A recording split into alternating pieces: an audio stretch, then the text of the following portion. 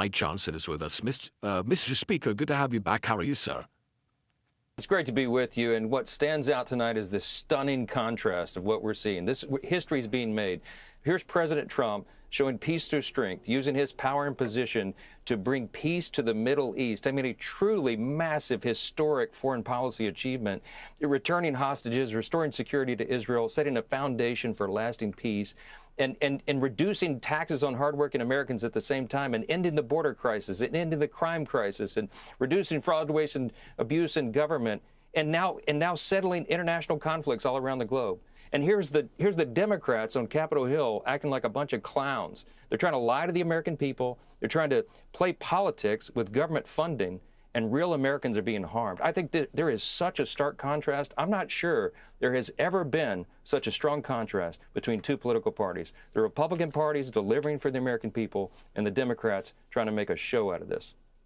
You know, there's a lot of lying that's been going on. What really is happening, and correct me at any point if I'm wrong, the Democrats are demanding $1.5 trillion in new spending.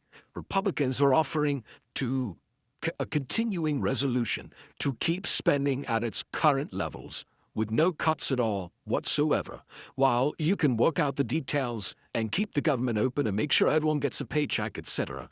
But what is the $1.5 trillion for?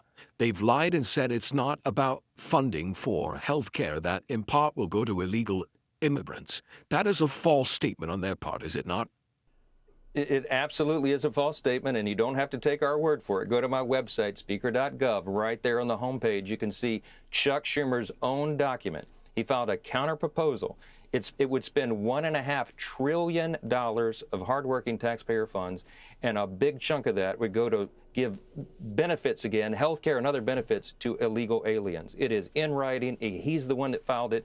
Look at page 57, section 2141 of Chuck Schumer's counterproposal. It's right there for everybody to see. They can't hide it. They also want to give $500 million back to NPR and the Corporation for Public Broadcasting so they can prop up left-leaning biased organizations again. Oh, and by the way, they want to cut $50 billion from rural hospitals that President Trump and the Republican Party signed into law just on July 4th. It is a charade. They're looking for a political issue to show a fight against Trump because they have real derangement syndrome.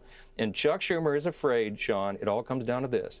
He is afraid that he's going to get a challenge from the Marxist flank of his party in his next reelection bid to return to the Senate. He's been in the Senate for almost in Congress for almost 45 years. And there's a Marxist rise in New York. That's his state. He's worried about it, so he's got to show a fight right now. And he seems not to care at all about the real Americans who are being harmed because of these shenanigans. You know what? I think that brings us to a Schumer, I don't know, a flashback, we'll call it. And because this is a guy's entire career has said he will not shut down the government, how dangerous it is to shut down the government. And you hit on, the main point. The only reason he is doing this is he fears the radicals that now run his party. He is the minority leader in name only, as reflected by him changing his position from what we just showed you to this. Take a look. What if I persuaded my caucus to say I'm going to shut the government down, I'm going to not pay our bills unless I get my way? It's a politics of idiocy, of confrontation, of paralysis. It's sort of like this. Someone goes into your house, takes your wife and children hostage, and then says, let's negotiate over the price of your house. We could do the same thing on immigration. We believe strongly in immigration reform. We could say we're shutting down the government. We're not going to raise the debt ceiling until you pass immigration reform. It would be governmental chaos. Speaker McCarthy needs to stop letting the MAGA radicals drive his decisions and do the obvious and sensible thing. Follow the Senate's lead and pass a bipartisan CR to prevent this reckless shutdown. We do not want to let a Trump temper tantrum govern our policies or cause the shutdown of a government which everyone on both sides of the aisles knows is the wrong idea. Oh, looks to me like a Schumer temper tantrum. It looks like political idiocy and hostage taking. Mr. Speaker, what do you make of this? His entire career has been against shutdowns. Now, all of a sudden, he fears he's losing whatever power he may have left, and I don't think he has any myself. Your thoughts? Yeah, no power and no strength, no resolve, no strategy. Play his own words there. By his own admission, he is apparently a reckless idiot, because that's what he said in his own quotes there.